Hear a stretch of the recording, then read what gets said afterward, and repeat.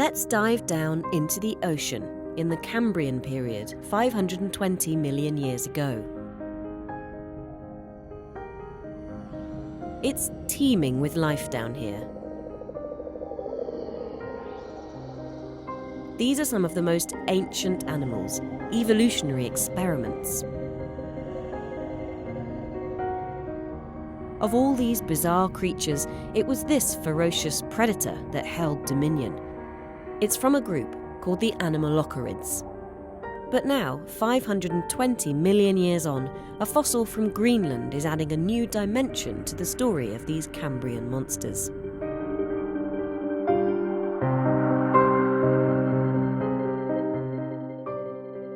The Anomalocarids, they were quite a diverse group of forms that we interpret as being predators. So they were swimming through the water and capturing relatively large prey that was in the water or was sitting on the seafloor. But this new Anomalocarid that we've discovered was quite different.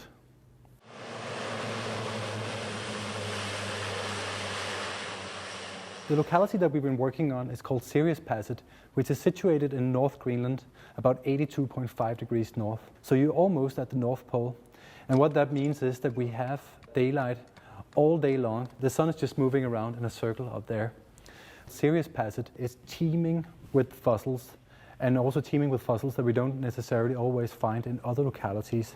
And the locality hasn't really been explored that much previously.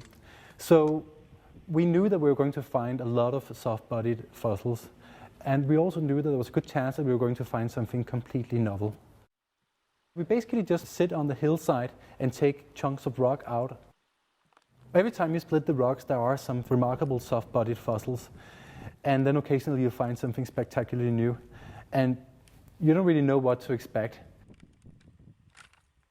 When I first discovered these Anomalocarid appendages, I didn't have any expectations of that they were going to be there and how they were going to look like. So it was quite something when you split the rock and you see this big appendage, and you realize that it's something that hasn't been seen ever before.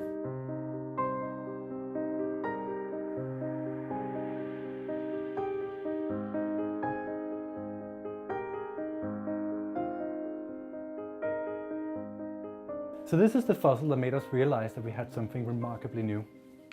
Because what we see is that they have very, very nice, delicate spines of a similar length going down the appendage. And what we also can see is that on those fine spines, there is a very, very regularly arranged set of bristles. And this is remarkably different from any other Anomalocarid that we know of, because those forms, they typically have very short and stout spines, which are used for grasping or pincing prey. This thing would not have been able to do anything like that. So we hadn't thought about what on earth this particular Anomalocarid might have been doing. And we realized that there was a lot of similarities to suspension feeders, forms that are filtering particles out of the water.